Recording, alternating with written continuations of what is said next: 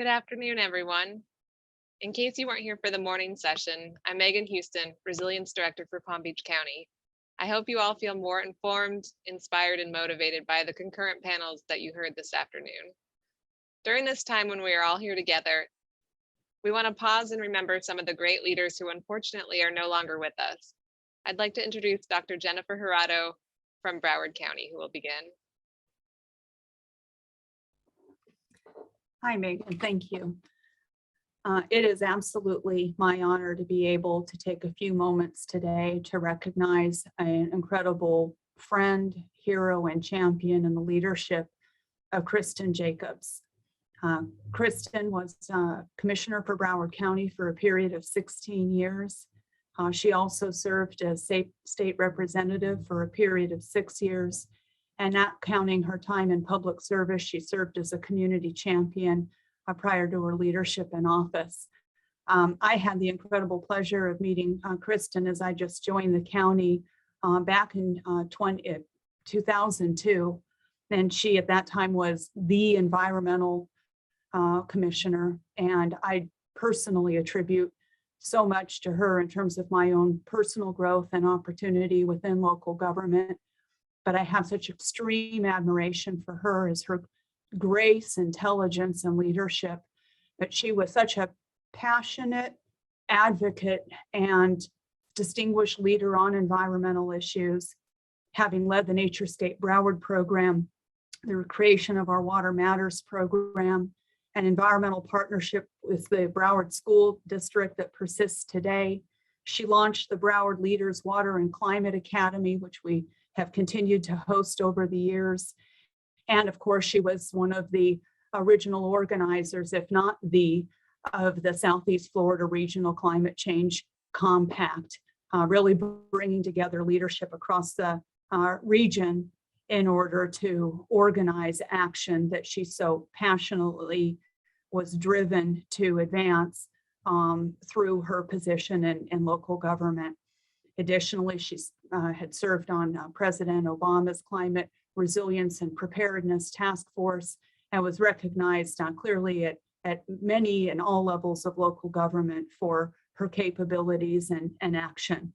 I'm pleased that we had the ability to recognize her for her service in 2019 at the last in-person Compact Summit, where Kristen and her bravery was able to join us, and not only as an attendee, but as a moderator. And even just prior to her passing, she was still carrying on the duties, responsibilities, and her personal convictions to serve the community while she battled with her own challenge with cancer. I'm also thankful that her leadership has been so widely recognized. Her partner, Steve Van Coor, was able to aid in the dedication of a trail recognizing her leadership at Lake Kissimmee State Park. And of course, here in Broward County, we were pleased to have the support of leadership and the recent renaming and designation of the Hillsborough Pineland to now the Kristen Jacobs Natural Area up in Coconut Creek, very much representative of the environmental principles and landscape that she sought to preserve here in Broward County. And before I conclude, I would just like to acknowledge that I can't think of another individual whose legacy is so well embedded in the landscape, and her leadership and her accomplishments will be forever recognized and evident here. And with that, I will go ahead and turn it over to Commissioner Holly Rashine from Monroe County. Thank you.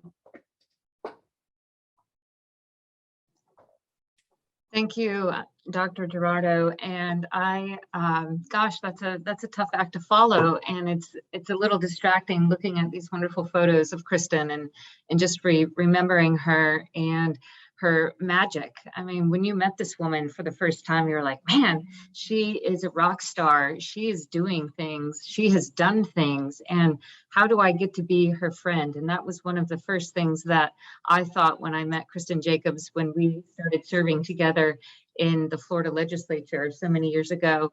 And my good friend, Commissioner George Nugent at the time said, you really need to meet Commissioner Kristen Jacobs. I feel like you two would be kindred spirits. You might be at different parties, but that doesn't matter. You both love the environment. You love our natural resources. You're moms, you're public servants, you're hard workers. And I couldn't have thanked him more for putting us together. And Kristen and I became fast friends in the legislature, and I'm seeing her there in the House chamber. And she was a force to be reckoned with. And while I didn't really know her too much and I know I'm committing, like, I'm breaking a Zoom law by looking at a different screen, but I can't help myself. But, she really was a force to be reckoned with. And she took party out of it, and she put the issues in front of us. And her baby was the environment. But it wasn't just, lobbing things out there. She took a pragmatic, bipartisan approach to everything that she does. I mean, we have, obviously down, I'm representing the Keys, but, she said, well, the reef track really starts up here. We need to, focus on that. And we passed that. We did the Northern Reef Track Act, and we ended up naming it after her. And that was one of the final votes and the final bills that we voted on in the 2020 legislature before things shut down, and quite frankly, before we lost Kristen. And I have so many fond memories of her fighting the good fight, standing up in the chamber, standing up in the committee room, and quite frankly, making the argument for what was right. She didn't forget interest. She didn't forget the farmers. She didn't forget the businesses. She didn't forget the economic impact. She didn't forget anything, whether it was the Everglades or the coral reefs. I mean, she was just such a holistic person, and she was holistic in the way that she lived her life. She, again, was a magical person. I found myself saying, man, I want to be Kristen Jacobs when I grow up. And we were just so close. We're small but mighty in the Women's Caucus in the Florida legislature, and she was a warrior. And I say warrior in so many fronts, knowing her story and being a young mom and a young wife, and the battle that she had to fight there, only to find her voice and to be the voice for, our natural resources that needed a loud voice such as Kristen's. And it's true. I know it's so cliche to say this phrase, but it is a life cut way too short. She had just, not really just got her stride, but I would say hadn't even peaked yet in her leadership. And I know this is obviously the Climate Leadership Summit. And I'm so pleased and so thankful that the leadership of the summit made some time for us to remember her memory. And again, it kills me sometimes just thinking about her. And I have pictures up of her in my office in my house. Just, what a warrior and what a champion that we lost, and a life cut short too soon. But I'm so happy to see the trail being named after her. I know that her work was not in vain. I know that her work will go on. I know that the summit is full of people that are going to continue that legacy. And I know that her face, her voice, whoo, boy, you couldn't forget that voice sometimes when she got fired up and she needed to put somebody in their place. I will never, ever forget that. And I know that many of us out there in the audience today will never forget her. I certainly won't. And I will take the lessons that she taught me, moving forward. And I hope that you all will too. So we love you, Kristen, and God bless, and we'll see you soon.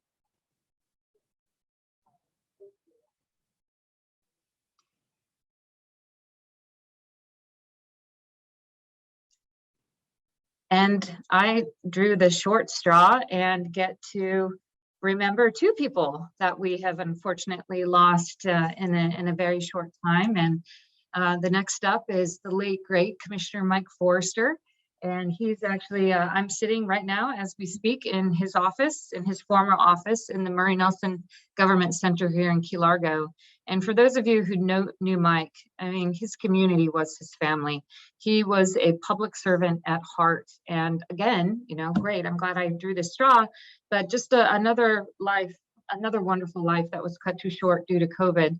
And he, when it came to environmental stewardship, whether we were talking about preservation of Florida Bay. That was really his baby. I mean, if you had Mike on an off day when he had a few hours to spare and wasn't working hard or volunteering somewhere, he was out in the bay fishing or in his boat and taking people on tours to say, look, you know, there are real issues here. We really need to focus on, you know, whatever it was, Everglades restoration, climate change, flooding, you know, sea level rise, the fisheries.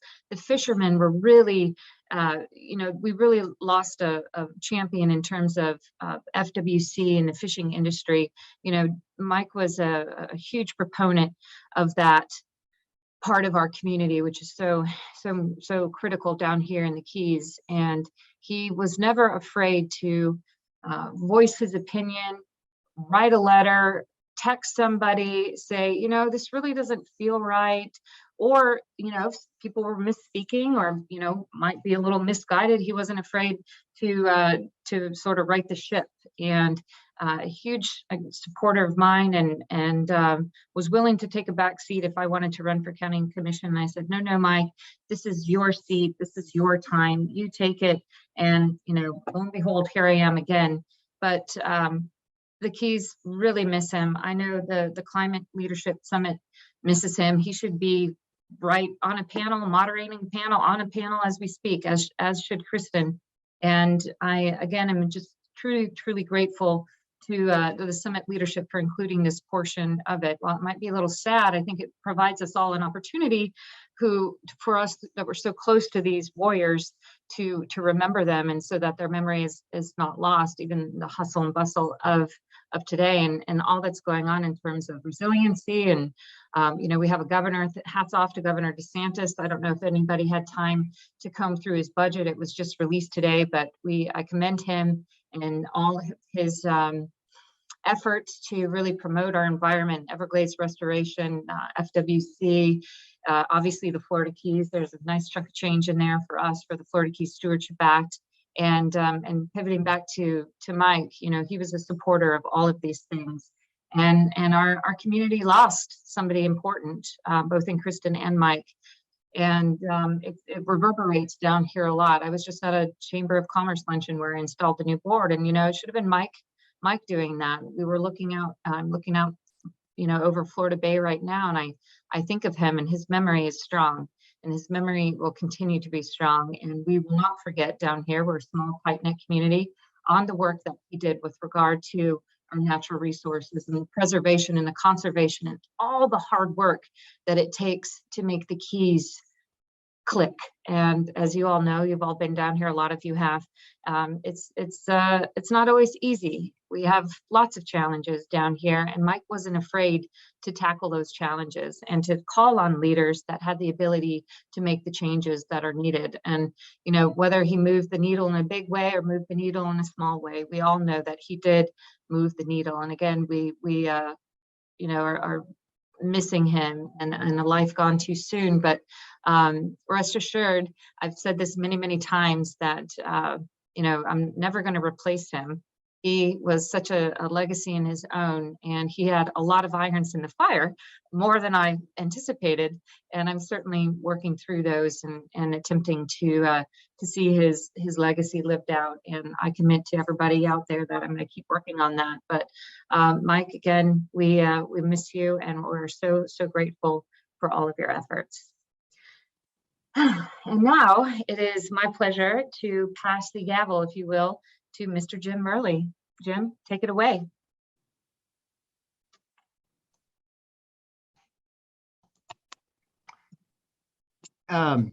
First, Jennifer and Holly, thank you for your beautiful words about certainly Kristen Jacobs. She was a great friend, and the commissioner, who obviously had played a great role. My job is to give you a short trip back in memory for a friend of mine, a colleague, and a strong supporter of the things that the compact is involved with.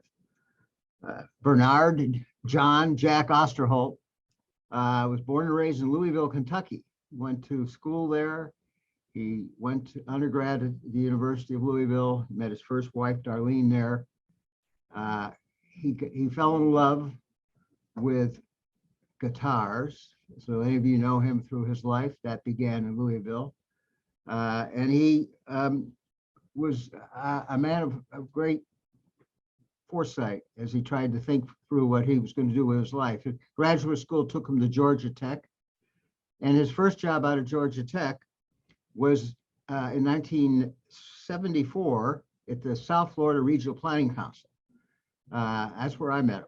We were both just out of school, and he was there at a rare time in Florida history where we were planning literally most of West Broward County that at the time was farmland.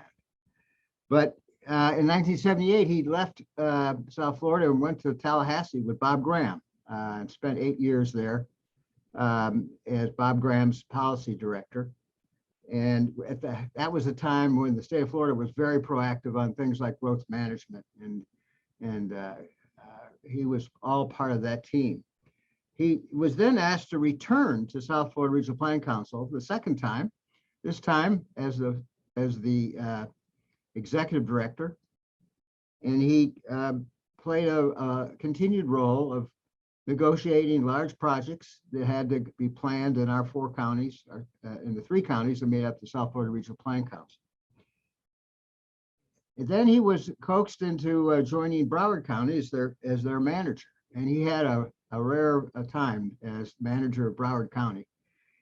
Many of the large projects in the county, the Performing Arts Center, the arena, the ice hockey arena, the port expansion, Jack laid the groundwork for that as a planner. He also was known for his timely statements about things that would drop a bomb in any conversation. At one point in a public meeting, he said something to the effect of, if pigs could talk, which is a phrase that people use, except he was using it to describe a local city council that he was not having a good time negotiating with. So he sometimes would drop those bombs that would get everybody's attention. After that time as a county manager in Broward, he was a consultant for a period of time, advising on large projects, working with then the city manager of Miami, who was Carlos Jimenez. He was an outside advisor to Carlos. And he also, at that time, was asked to return to the South Florida Regional Planning Council. That's 3 times in his career he was with the Regional Planning Council, supporting the regional ideas that are so fundamental behind the work of the Climate Compact. And then finally, he left the council to join Carlos Jimenez when Carlos was elected mayor of Miami-Dade County. He was deputy mayor and also department head of regulatory and economic resources, which included all of our environmental work, our planning and zoning. He was a major part of the 10-year time of leadership of Carlos Jimenez. When COVID struck, he was one of those people with underlying conditions that really he had to spend the rest of his career at home learning how to do Zoom, which was a challenge for all of us. But Jack took it as like he does everything else. He was always involved in talking about what his team was doing and keeping the movement going in terms of the work that the county had, and he would stand in important events before COVID. And there's a picture coming up which I think captures Jack better than anything. There we go. Stop on this. This is Jack at home, being the deputy director, deputy mayor, director of a department. Look, if I think of how to remember Jack Osterholt, he was a leader. He knew the hard decisions that had to be made in order to lead large public institutions forward. He was a caring person, especially about his family, his second wife, Lynn, and his son, John, and Lynn's son, who became his stepson. He cared about the people who worked for him. He cared about the people in the jurisdictions that he was responsible for. But if there's one word that describes Jack Osterholt, it's irreverent. He knew when things got too serious, when to say the right things to bring everybody back down to the planet and to try to deal with the issues at hand. He was my friend. I miss him a lot, and I honor him with the opportunity to say these things today. Thank you.